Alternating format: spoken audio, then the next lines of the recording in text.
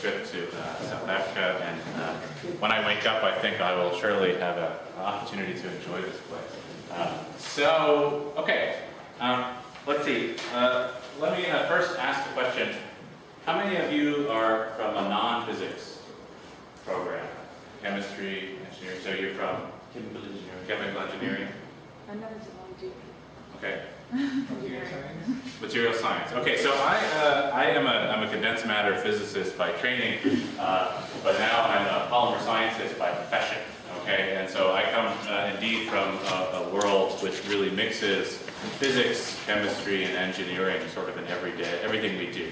Okay, so hopefully I can bring some of that perspective to these lectures.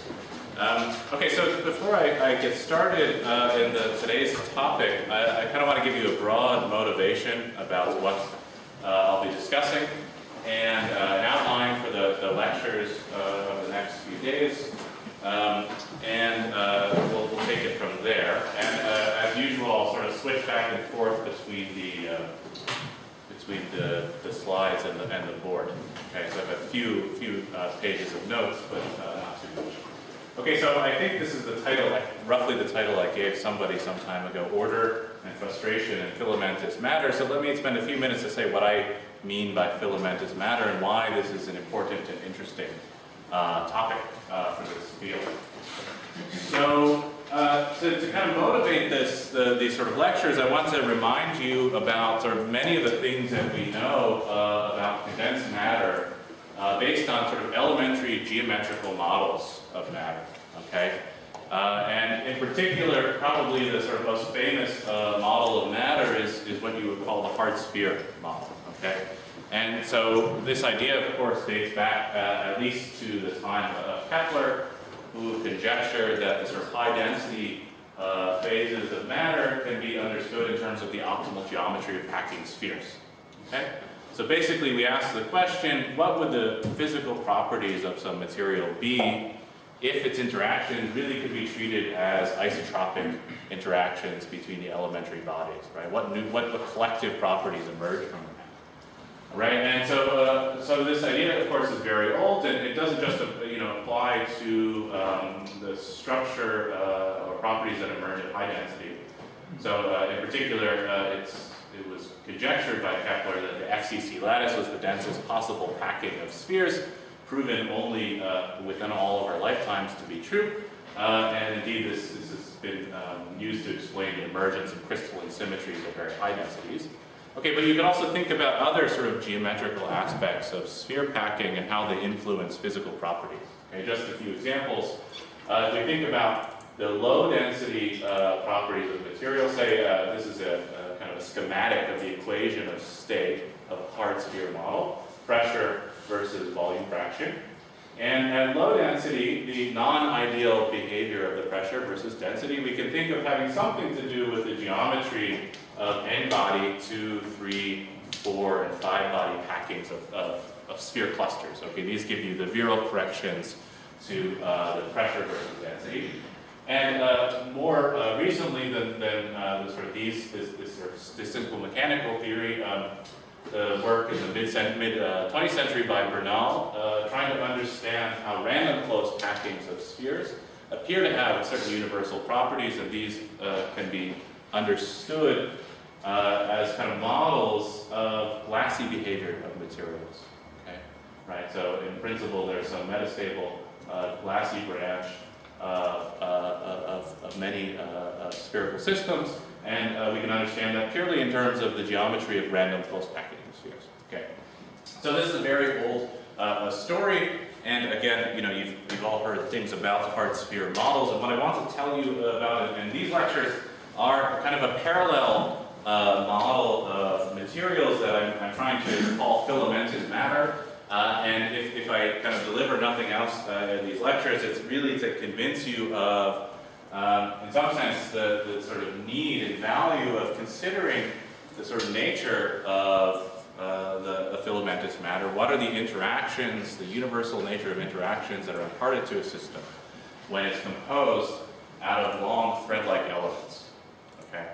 So filamentous matter, again, I just want to kind of give you a rough idea of what that is. We think about a material that's not composed of spherical isotropic objects, but long line-like slender objects, okay?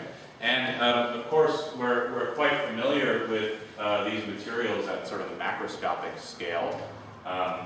Ropes are structural materials that hold up buildings, and on sort of smaller length scales, we wear rope-like assemblies of fibers in the clothing that we wear. Okay, so these are in fact very remarkable and useful materials.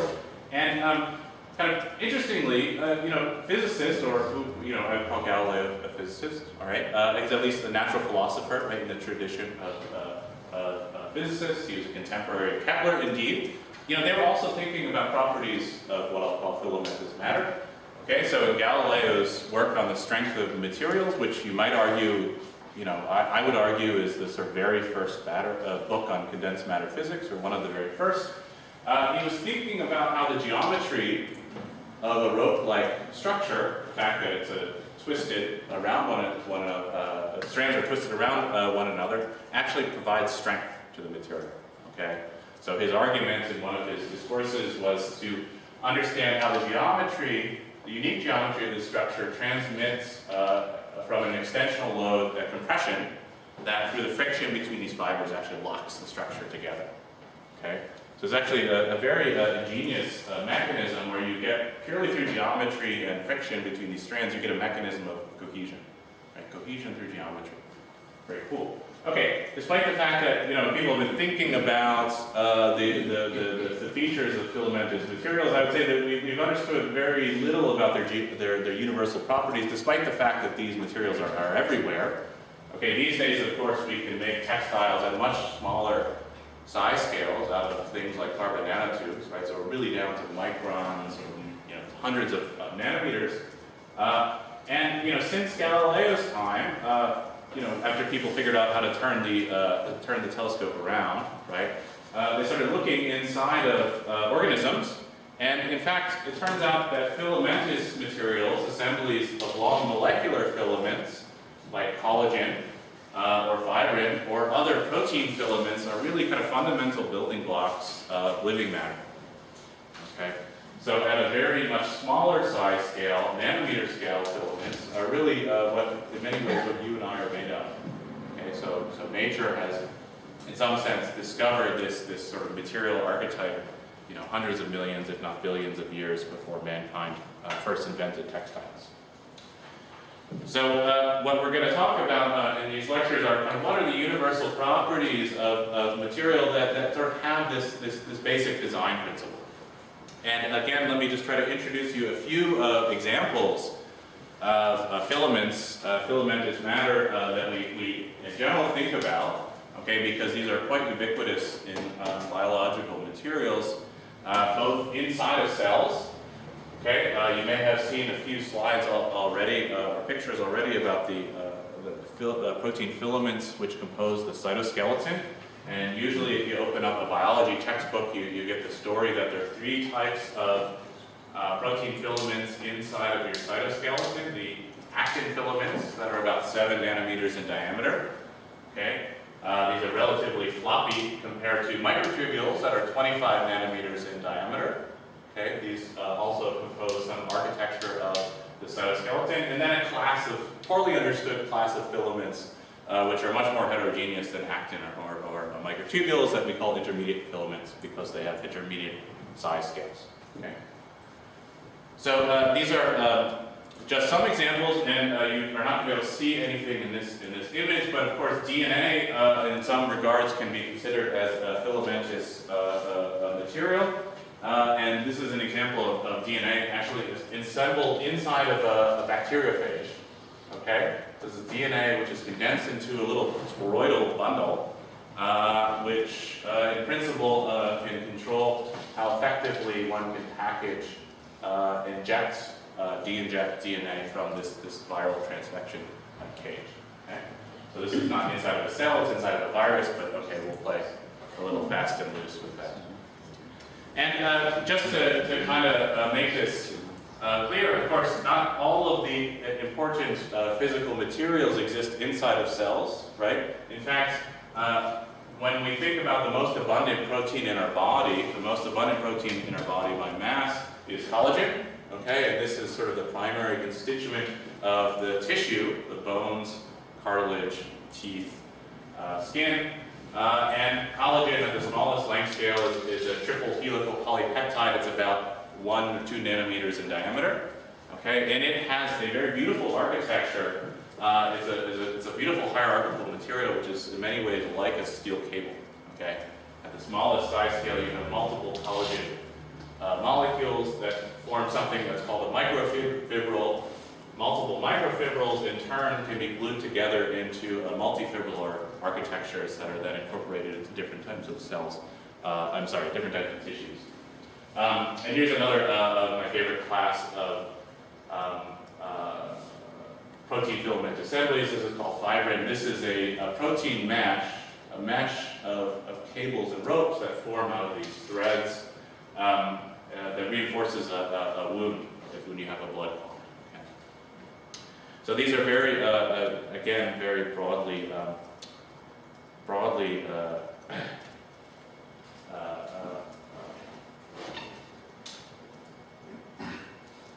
used material archetypes in a cellular context. Okay, so we're not going to talk a lot about the sort of molecular scale details. These are always lurking in the background. The kind of questions that I want to ask and address in these lectures are really, what can we understand? What are the sort of properties of these type of materials that we can understand from the simplest geometrical model, right? The minimal model of these materials.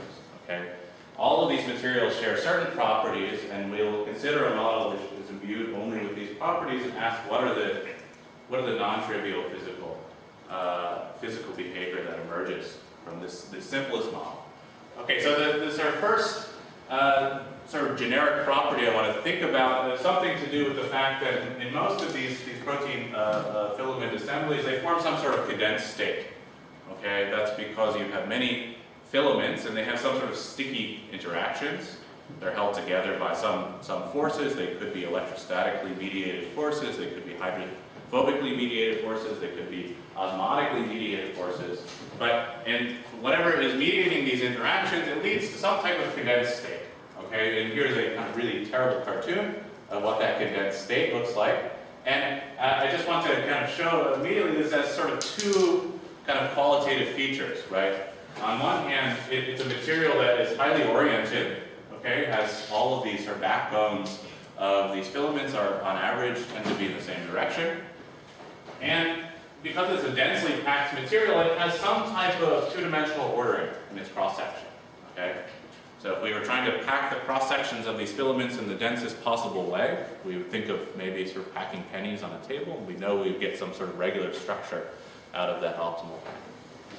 So this is a structure that's some sort of coexistence between a two-dimensional ordering and some orientational ordering. So it has liquid crystalline ordering, but it also has more. Okay, and the question we're going to ask probably is how are the orientational properties of this material related to the positional properties? Okay, so orientation and position in this structure are very intimately connected. Okay, and that connection is really a geometric connection. And that leads to very generic and non-trivial properties about, very simple things like the structure and thermodynamics of these materials. Okay, so what can we learn about this universal connection between orientation and position? The second type of property that we'll talk about, and I hope you heard a little bit about some kind of properties of chiral materials. Okay, so all of these biological filaments have a chiral or a helical microstructure. Okay, so things like filamentous actin, microtubules, DNA, they're all built out of chiral subunits. Okay, they all have a handedness, and by virtue of that, they have some sort of screw-like structure. So when one tries to prepare, say, a liquid crystalline dispersion of these materials, so this is an experiment for DNA fragments that are 150 base pairs, one finds very typically chiral phases like the cholesteric. Okay? So in general, because these materials are handed, the interactions between them are handed, and there's always a tendency to prefer some type of twist, cholesteric-like order of these materials. Okay. So the sort of secondary set of questions we'll think about this will be in the later sections of the lectures, will be, how does this type of chiral order fit together with the dense packing of these materials? Okay, is chirality and chiral order compatible or incompatible with the ideal two-dimensional ordering of these materials? Okay, so just to then give you kind of a brief outline, the first lecture here is we're not going to talk about filaments in the condensed state. We're going to start as a reference point to go back to try to think about what are the properties of filaments in their individual state. Okay, and I think you've heard a little bit already about the worm-like chain model. Okay, and we'll go back to that, and I'll kind of warm up there. And here the question is going to be about how are orientation and positional correlations of a single chain coupled to one another, and how do the relationship between orientation and position affect the tendency to form pneumatically ordered phases. We'll come to this just at the end of the lecture.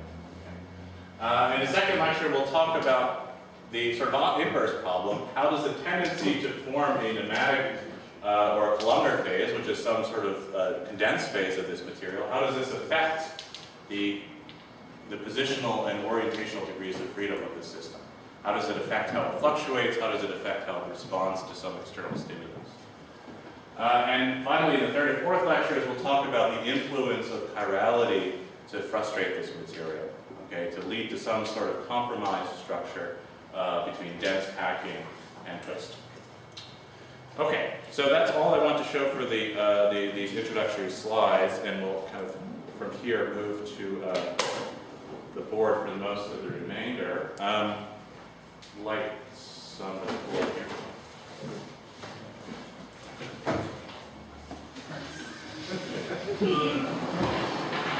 Whoa. Okay.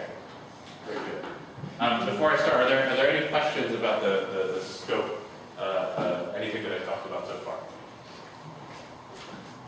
If you don't ask questions, then I'll start asking you questions. Okay. Okay. There's 4 chalkboards. This is going to be great. All right.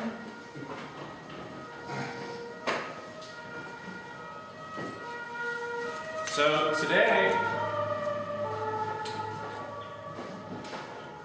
the subject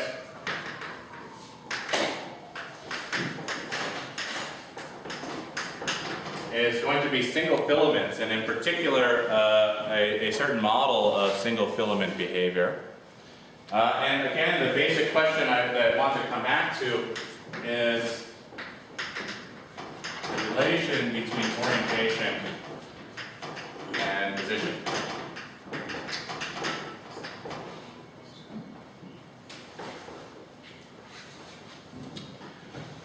So again, we want to take the sort of simplest physical model of a single filament, which you probably have, I hope you've already heard something about, but we'll kind of start again from scratch, okay, and try to derive certain properties of the orientational correlations along a single chain and how those are related to the positional correlations.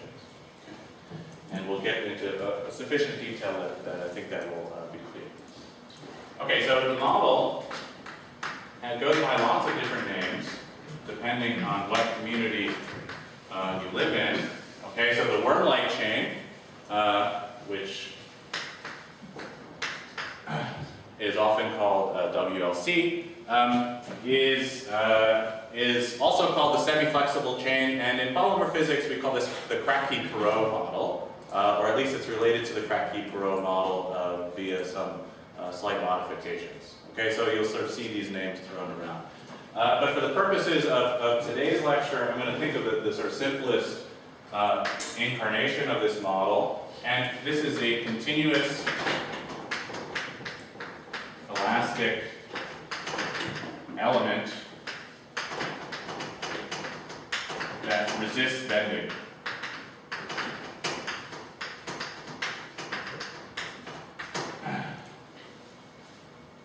So, how do we describe a worm-like chain? Well, we have to describe the worm-like chain by introducing its backbone. So R of S is the backbone curve.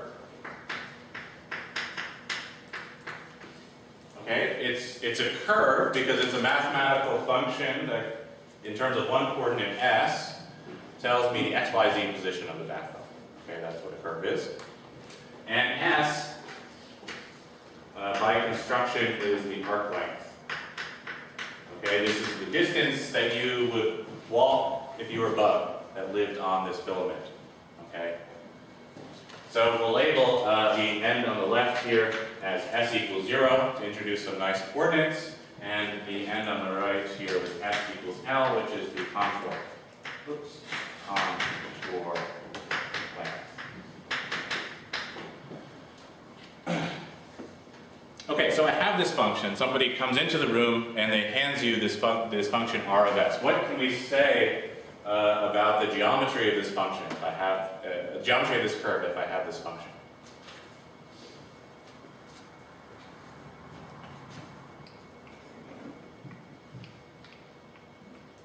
Let me ask a different question.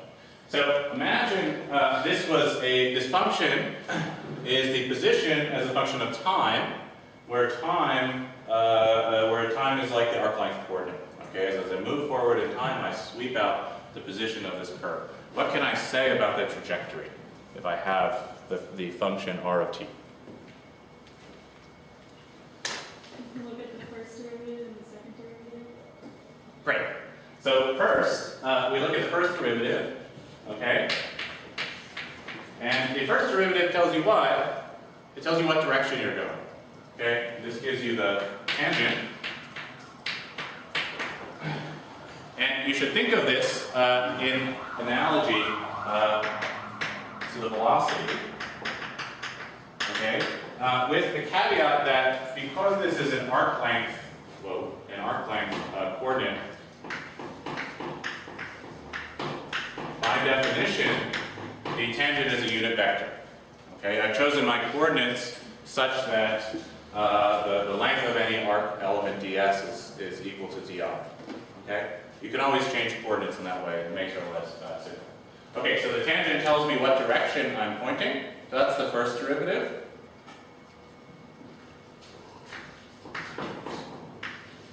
dr ds is the tangent.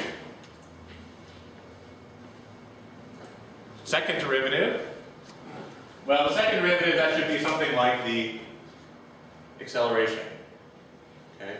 This is a funny curve where the velocity is always the same. It has unit velocity. So what does that tell you about the acceleration? What direction is the acceleration?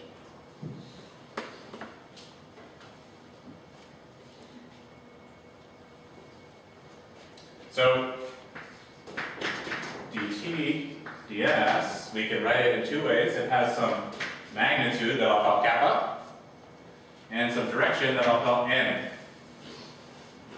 Okay? And the rate of change of the tangent is the curvature.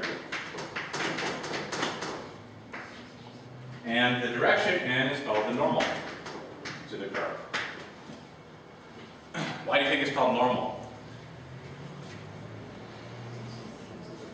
Because it's perpendicular to the tangent.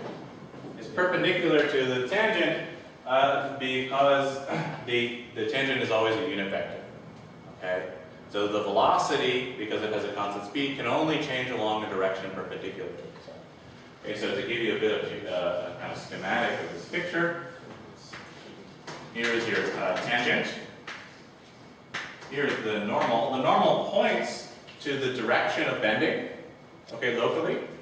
And the magnitude of the curvature that tells you how fast the tangent and normal are rotating along the backbone. Okay, but there's sort of a nice geometrical interpretation of the curvature. So if I fit a circle to this curve right at this point, okay, the radius of this circle is 1 over kappa. Okay, so this disk is called the osculating disk, or the kissing disk. Okay, and the radius of that disk that just fits that circle is 1 over kappa. Okay, So what happens if the curvature is very high? Infinity. This circle shrinks down to 0 and I have a kink. And when the curvature goes to 0, the radius of the circle is infinite. Okay, and I have a straight filament. Great. Okay, so here again the tangent characterizes change, characterizes the orientation. And this characterizes the rate of change of orientation.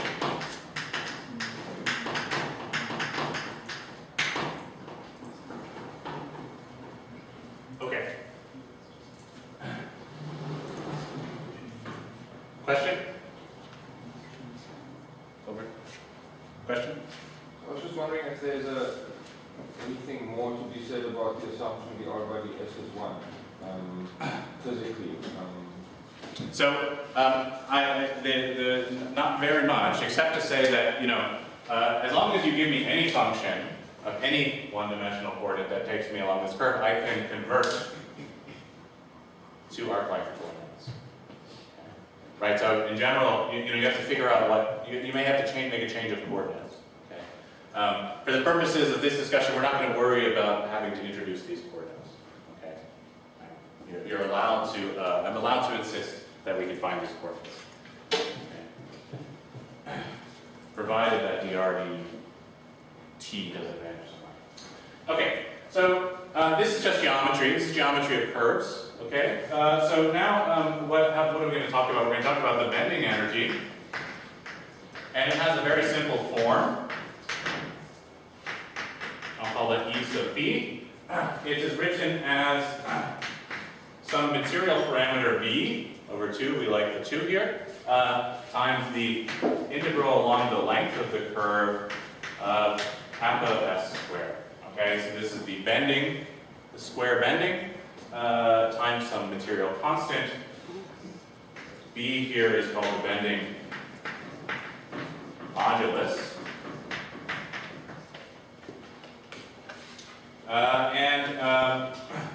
Do I have anything to bend? I'm sure I have something to bend here. Okay, this is basically telling me that the material wants to be straight as much as possible, and there's some cost to locally change the shape of this filament to introduce curvature, okay, in proportion to how tightly I bend this radius. And I don't want to spend too much time on this, but if you have a simple isotropic elastic beam, which are not what biofilaments are, but this is a model that you'll see from time to time. Okay, so imagine I have a nice cylinder. It has some diameter d, and it's made out of some continuum elastic material like rubber. Okay, linear elastic material. You can calculate what this bending modulus is. Incidentally, this is an interval over length times a quantity 1 over length squared. Okay, on the left is an energy, and that tells you that this bending modulus must have units of energy times length. Okay. So this bending energy can be calculated from this. If anybody has taken a class in continuum mechanics, I never took a class in continuum mechanics. But in any case, if you did, or if you looked in Landau-Lifshitz theory of elasticity, you would find the following relationship, that this bending stiffness is equal to the 4th power of the diameter. Okay, it's a very strong function of diameter. Remember this when we come back to talk about the persistence length. Times a material parameter called the Young's modulus. Okay, which has units of energy density, energy per unit volume. And you might want to think later on about what value you think this thing should have if we're trying to model something like a biopolymer or a protein filament. Okay, what's the number we should think of putting in? Okay, nevertheless, this is some material parameter that characterizes how difficult it is to bend. And in order to understand the statistical mechanics of this model, we're going to take this continuous model, we're going to discretize it. Okay? So we're going to go from this continuum model to a model where I have a series of connected tangents, T1, T2, T3, all the way down to Tn. Okay? And the length of these elements we'll write as L0. Okay? So we'll introduce this continuous model, we'll evaluate the statistics of its orientation, and then we're going to take the limit that L goes to 0. Okay, so then we'll go back to the continuum model, to the discrete.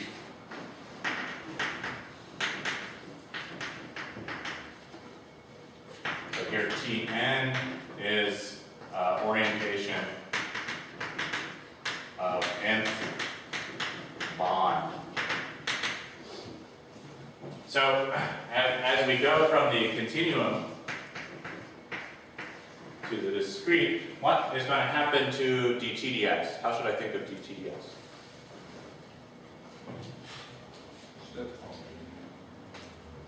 So this is the difference between the tangent, say, ahead of me and my current tangent divided by the arc length distance. Okay? And so this should go to t of n plus 1 minus t of n divided by the arc length between them, which I call L0. Okay. So I'm going to convert my continuous derivative to a discrete derivative, and at the end we're going to take L0 goes to 0. So what happens to the energy in this limit? So we have the bending energy,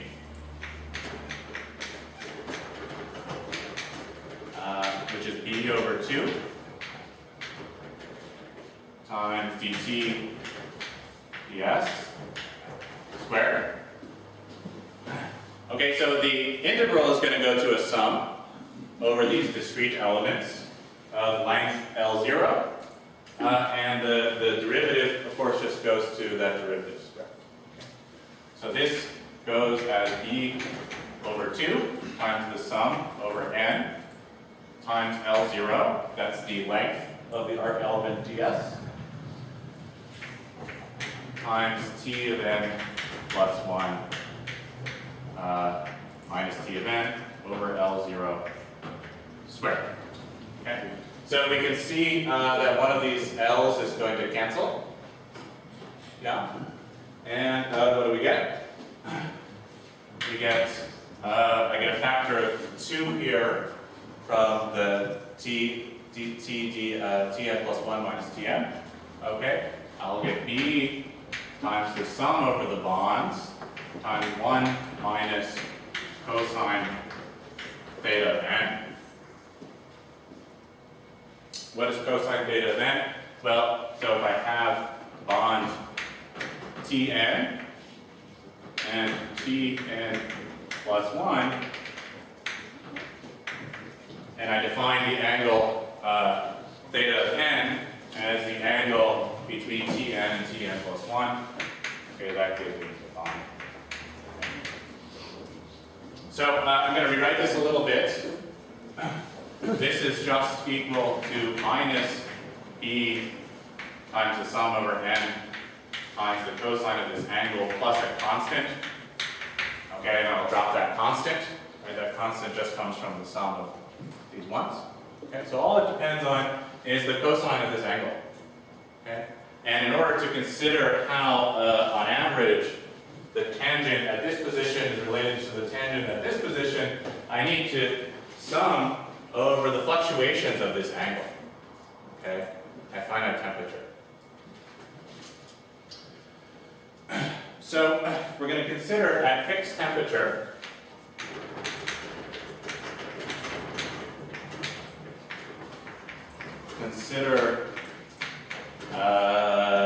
tangent correlations. So I'm going to introduce some notation here. C of m minus n, okay, is related, is defined as the equilibrium average of the dot product of the tangent at m times the dot product of the tangent at n.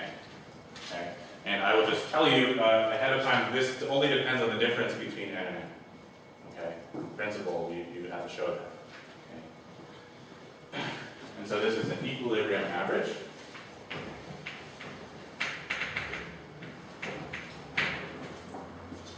Okay, so that's simple enough. So let's go through the first few examples. So what about the self-correlation, which is when m and n are equal to each other? Okay, so that's C of 0. What is that equal to?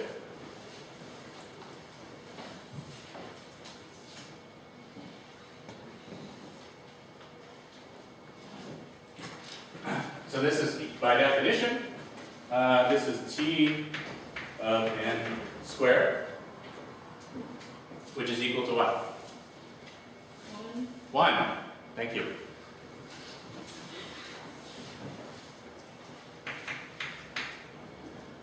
Okay, self-correlation is easy. Now we have to think about the correlation of the next nearest neighbor, C1. T of n plus 1 times T of n. Okay, and that, according to this definition, is just the average of cosine of theta of n, given this bending energy. So we'll introduce the Boltzmann factor.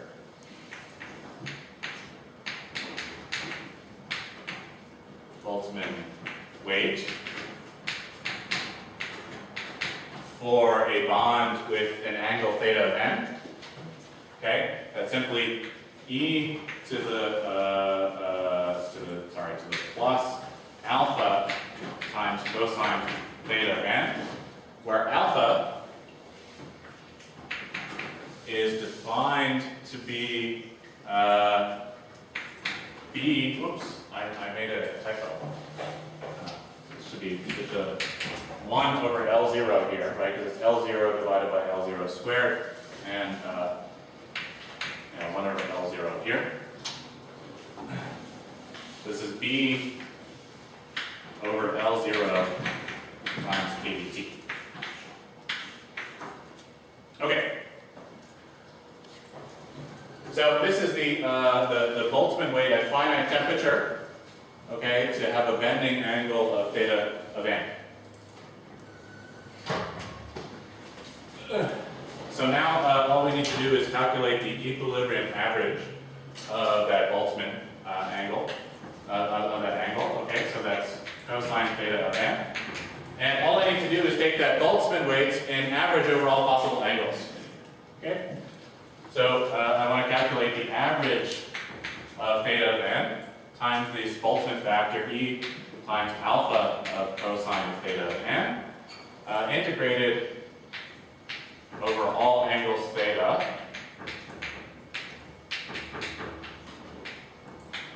on the unit sphere. Okay? So there's an azimuthal angle that every bond can take, right? It can rotate around by 2 pi in the azimuthal direction, and this angle can go between 0 and pi, the angle of theta. Okay? And of course I have to normalize by the sum of the Boltzmann weights in the denominator. And many of you should have seen this before. I expect you would suggest the following change of variables. U is equal to cosine of theta of n. And you can write this now as the integral over u from minus 1 to 1 of u e to the alpha of u divided by the integral du e to the alpha of u. So has anybody seen this function or know the name of this function? I know that you have seen this function, some of you. You may even have seen it this last week. Possible, I can't say for sure. So this function has a name. Okay, and I'll write it in this way. L of alpha, I guess it's a function. Right? So let's just write it as L. Does that help? L. L. Okay, so this function is known as the Langevin function. Okay, and if you were thinking about a problem where I'm sure you had to do this, you had some material which was under some external magnetic field, and that material was modeled as a series of magnetic dipoles M that are living in that magnetic field, and these dipoles are freely allowed to spin around in all orientation. Okay, the average magnetization of that material is equal to the number of these dipoles times the magnetic moment times the Langevin function of mb over kt. Okay. So here, the Langevin function is telling me what is the tendency to align with some external field. I have no external field. This is just from the internal bending energy, right? But so the real question is, what limit of this Langevin function are we considering? Just for reference, you could do this integral. I'm not going to do it for you. I'll just tell you the answer. Okay, it's the hyperbolic cotangent minus 1 over alpha. Okay, this would take a few minutes. So what is the, and sorry, B here is supposed to be the magnetic field, not the bending energy in this analog problem. Okay. Magnetic analogy.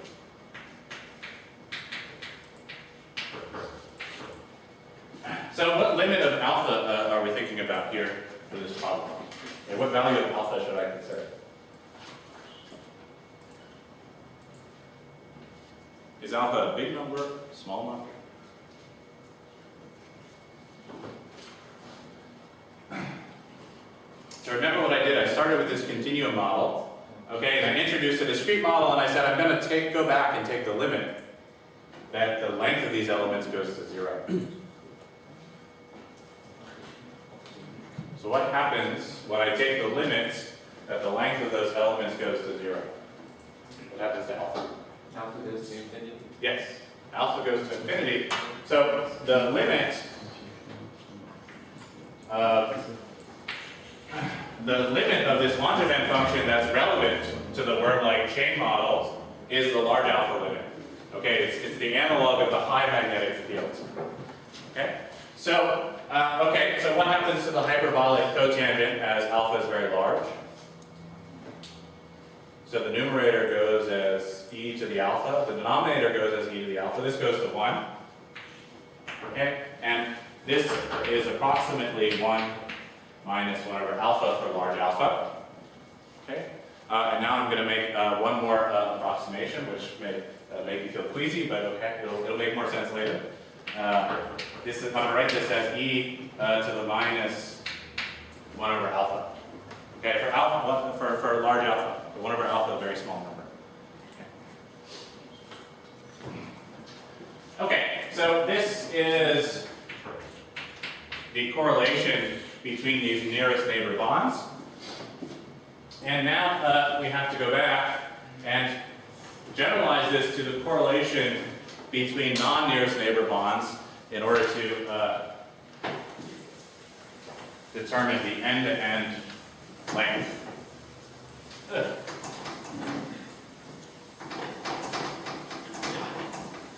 Yeah.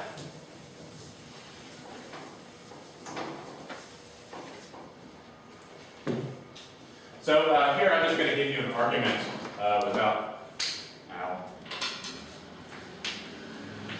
going into too much further detail. Okay, and so this would be the tangent at n times the tangent of n plus delta. Okay, some number of distance along the chain. So here we can use a clever trick where what we're interested in, of course, is the tangent of n plus delta and how that's related to the tangent of n. Okay, I can write the tangent of n plus delta as the tangent of n plus delta minus 1, the previous step, okay, times cosine of theta, I'll show you this in a second, plus some correction that I'll call delta t. Okay, so let's draw that picture. This is the tangent of n plus delta minus 1. then this will be the tangent of n plus delta, okay? And the tangent of n plus delta lives on a cone that has a constant, that has an angle theta of n, theta of n plus delta, okay? Okay, and the correction to tangent of n plus delta that is different from tangent of n plus delta minus 1, I'll call delta tangent first, okay? So it's the component tangent of n plus delta that is perpendicular to tangent of n plus delta plus 1. What's important to recognize is that the energy cost for fluctuating around positions around the surface of this cone, there's no energy difference. Okay, each of these orientations have the same energy, whereas the energy difference comes from changing the angle of the cones. Okay, the lowest energy is to have a zero cone angle, the highest energy is to open the cone all the way up. So what this allows you to do then is to take the average on both sides. Okay, so this is C of delta.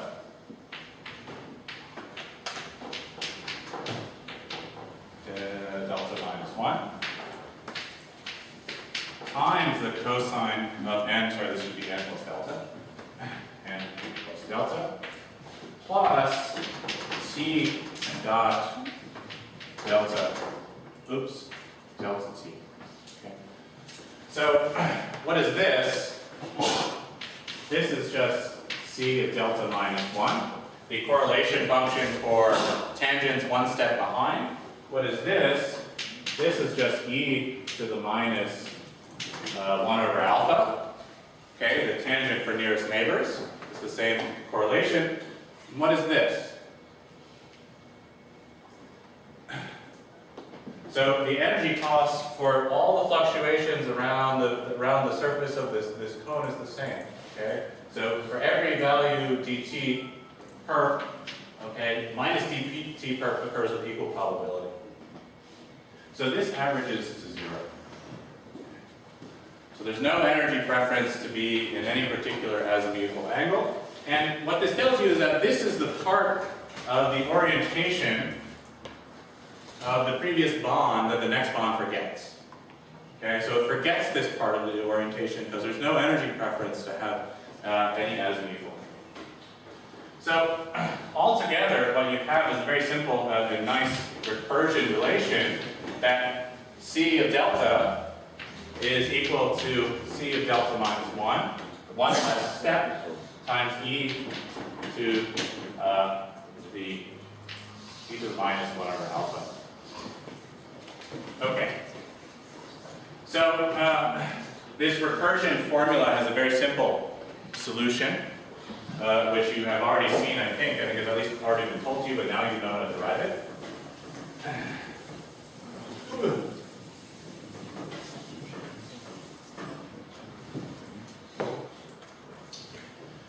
So the solution, which matches both C of 1 and C of 0, right, these are the boundary conditions for this recursion relation, is simply C of delta is equal to e to the minus delta over alpha. Okay? So the correlation between tangents decreases exponentially as the number of steps delta between the two links. Okay, and the exponential decrease depends on the number of steps divided by alpha. So this, again, is the tangent, the dot product of the tangents between n and m, okay, is e to the minus m minus n over alpha. And now we're going to convert back to our continuum model. So here we have a tangent at position S and a tangent at position S prime, and the difference between them is S prime minus S. Okay. So T of S dot T of S prime. This depends on the number of bonds between S and S prime. How many bonds are there between S and S prime? What is n minus n? How many steps have I gone?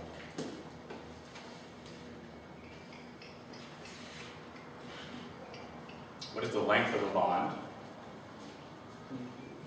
L0. L0.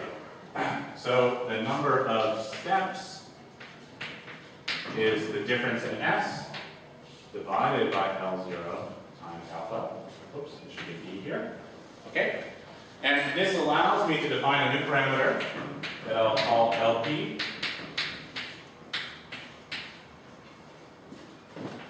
LP is equal to L0 times alpha. Okay, remember alpha had in its definition 1 over L0.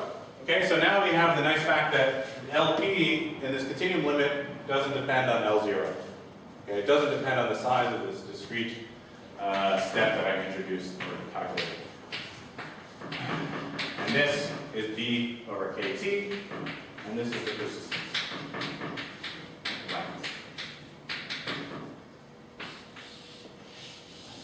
Okay, so this is the distance that a chain has to go along its length when it's sort of subject to these thermal fluctuations before it forgets which way it was pointing. Okay. So if S and delta S are very close, the chain appears to go along the same direction, but if I go very long along the chain compared to LP, the correlation of the tangents goes to 0, which means that the chain has somehow forgotten its way due to the high probability of a large curvature bending fluctuation. Okay, and for numbers, and you may have seen things along these lines. So if you look at single-stranded DNA, you might see numbers in the literature on the scale of, I'm going to say 2 to 3 nanometers, although these are very hard to measure. Okay, so it's a very tiny persistence length, actually not much bigger than the diameter of what you would think of single-stranded DNA chain to have. Double-stranded DNA, which presumably has twice the diameter, has a much larger persistence length, right? 50 nanometers. Okay, so I doubled the diameter, but the persistence length went up by a much larger factor. And actin, which is maybe 2 to 3 times larger in diameter than double-stranded DNA, again, difficult to measure, but it's something on the scale of a micron or larger. Okay. So here I'm going from something that's about 1 nanometer to 7 nanometers, and see an order of magnitude change. So as a nice little homework problem, you might consider whether or not one can rationalize these changes in the persistence of these chains purely in terms of the diameter, or do I have to think about changes in the mechanical modulus of these materials? And if there is a mechanical modulus that could explain all of these values, what number would you get? Okay? Could you rationalize that based on some expectation of the structure? Okay, so we have these tangent-tangent correlation functions, and this tells us for a single free chain, if it's long enough compared to the persistence length, eventually it doesn't appear straight. Okay. Now the last step we want to go to is talk about the positional correlations. How do these orientational correlations relate to the positional structure of this chain? So one more quantity of interest to look at, and then we'll stop there, I think, for today. Good place to stop.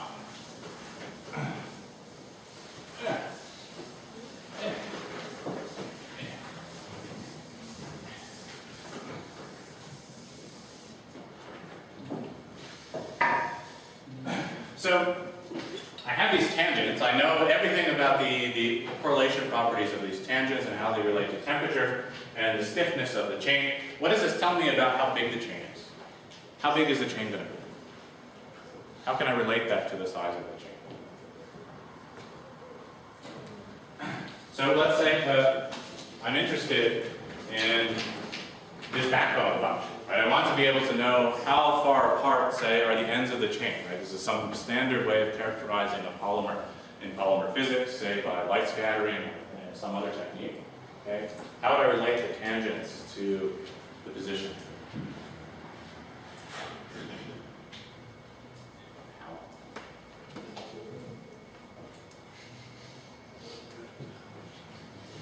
So if the tangent is like the velocity, which is the first derivative of the position, how do I go from the tangent back to the position? Integral. Thank you.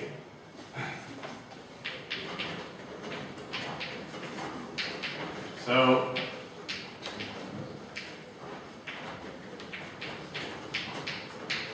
if I know everything I need to know about the tangents, okay, and I label one end of my chain, I can tell you the other positions of all the other ends of the chain, okay? And in particular, we're often interested in the end-to-end size, okay? The difference in position of the end at s equals 0 and the end at s equals L, which is this vector delta r. Okay? And that is simply the integral of the tangents along the length. So let's say I know what I need to know about these tangents, and I want to know how big is my chain. Okay? So what should I measure? So the first thing that I would have guessed to measure is just to look at the average end-to-end size. So what's the average end-to-end size in this model? Right? So there's no forces acting on this, there's no magnetic field, no electric field, no flow, no gravity. 0, right? It's 0 because the tangent itself is 0 at every point because all possible orientations are equal, okay? That doesn't mean that the chain has no size, it just means that this vector quantity is useless from the point of view of characterizing this. Okay, what we really want to know is what is the mean square size of this chain. Okay, and this, of course, is simply the double integral, or the integral squared ds1 ts1 dot ds2 t s2. Okay. This is just taking two copies of this tangent-tangent correlation function, multiplying them by one another. Okay, and now I'm just going to reorganize this double integral. I'll pull the integral over ds2 to the left, put the tangent of ts1 to the right. Okay, and transform this into something that in principle we could integrate, but we're not going to today. I'm not going to. T1 of S1, oops, T of S1 dot C of S2. Okay, so now I just have, if I want to know the end-to-end distance, I need to take the tangent-tangent correlation function, okay, which is exponentially decaying with the distance between S2 and S1, and integrate this double integral over S1 and S2. And I trust all of you could do this in, 2 minutes. Okay, but we're not, so I'm just going to tell you the answer, and we'll talk about what it means.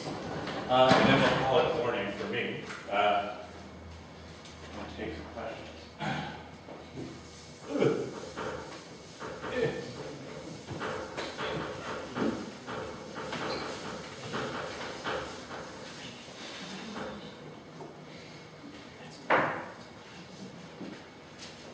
Okay, so the answer, as I said, which you should all check. You shouldn't trust that this is true. You should check it. Okay, it could be wrong. I could have made a mistake. 2L times LP minus 2LP squared times 1 minus e to the minus L over LP. Okay, so it's not very complicated, but very nonlinear function of L and LP. So it's very hard to understand what this means. So what we are going to do is look at limiting cases. Okay. So let's see, which limit should we do first? Let's first do the limit that L is very small compared to LP. Okay, so the chain is short compared to the persistence. So how do I interpret this function in that limit?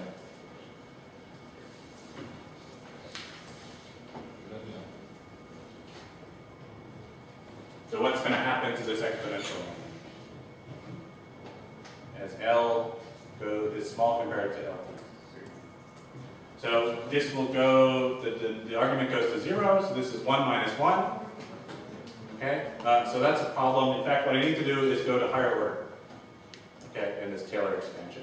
So let's do that. I have 2L LP minus twice LP squared times 1 minus the Taylor series expansion, which is 1 minus minus, which is plus L over LP, plus, or minus plus, 1/2 LP over L squared, and we'll stop here because it's still early. Okay, so, all right, the 1's cancel, and in fact, if I multiply twice LP squared times L over L, this term cancels that term. Okay, we actually have to go to second order in the Taylor series to get the first non-vanishing term in this limit. And the minus will cancel, the 2 will cancel, the LP squared will cancel, and you'll have at the end that this goes as L squared. For L much less than LP. So why does this make sense?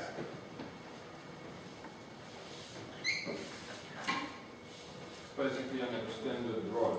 So the chain in every configuration basically looks like a rigid rod. Okay, the tangent at the far end is always pointing in the same direction as the tangent at the near end. Okay, and so the square extension of every configuration is very much equal to L. Okay, so the mean square size is L. Now let's consider the opposite limit where L is very big compared to LP. So what happens to the exponential? It goes to 0. Okay, the only terms that are left are 2L times LP minus twice LP squared. When L is big compared to LP, this term is always much bigger than that term. Okay, so the largest contribution here is twice L times LP, okay, for L much greater than LP. Okay, so this is the rod right limit. Okay, the mean square size goes as the length of the chain squared. In this limit, we have something funny where the square size of the chain only goes linearly with the length. So what does this chain look like? 3 dimensions.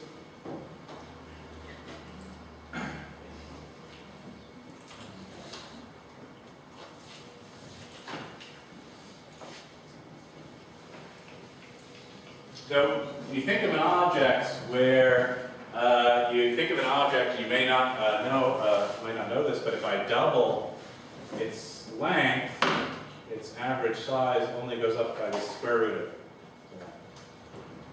2 rather than twice. Random walk. It's a random walk. So this is a flexible coil. And in particular, it's an ideal random walk, a non-interacting random walk. Okay, so what is the picture you need to have in your head?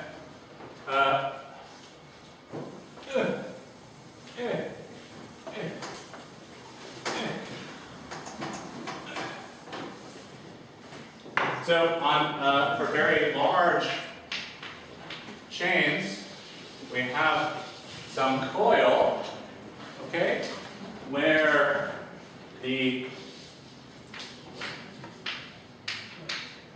root mean square size is proportional to the square root of the length. Okay, square root of the number of steps. Okay, and this is the property of an ideal random walk. Okay, but if I were to zoom in on this chain, okay, so imagine I take a microscope, okay, and I zoom in to some scale where the sort of size of this window is now much less than LP, the chain is still going to look rigid. Okay. So on very short scales, the chain still appears to be persistent, but only over very large scales does it adopt this random coil configuration. Okay, so this configuration globally is roughly equivalent, or can be mapped onto an ideal random walk. Okay, how many steps do you think we should take in this ideal random walk?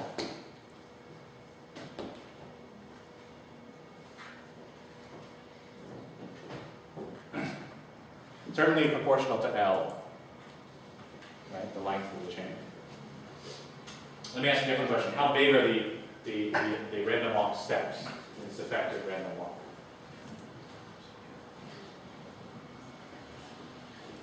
You think they're L0 big?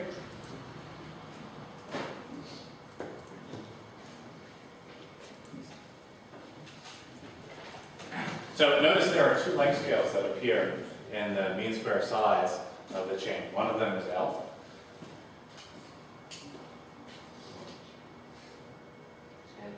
LP, great guess, okay? So it's an ideal random walk of L over LP steps. This is the number of steps of size LP, okay? So, of course, this is not a freely jointed chain of a certain number of discrete steps, but macroscopically, in terms of the large-scale configurations, I can think of the end-to-end global size of the structure in terms of the discrete model where I've chopped it up into a bunch of straight sections of length LP. So, okay, I should probably finish there and pick up with the isotropic to pneumatic transition at the beginning of tomorrow's lecture. Let me just stop and take the floor for any further questions. Here, the sort of key takeaway point is the idea that the intrinsic stiffness of the chain is not the only parameter that determines basically whether or not it behaves as a flopping chain or a straight chain. If a chain is sufficiently long or at sufficiently high temperature, if it's a chain acting by itself, it will always adopt an ideal coil-like configuration. Okay? So this is going to have an important influence on the transition from the isotropic state of many individual semi-flexible chains to the polymer pneumatic state in a more concentrated system. And what we'll be talking about in the next lecture is now how the orientation, the ordering of multiple chains in some ensemble system, say a polymer pneumatic phase or a columnar phase, give rise to unique properties of the positional or orientational fluctuations of that material. Okay. So this should be your reference. Any more questions? Okay, we have a coffee break now. Yes. Yes, I'm making the urgent recommendation to actually make use of the coffee break to get caffeine and sugar into your cells.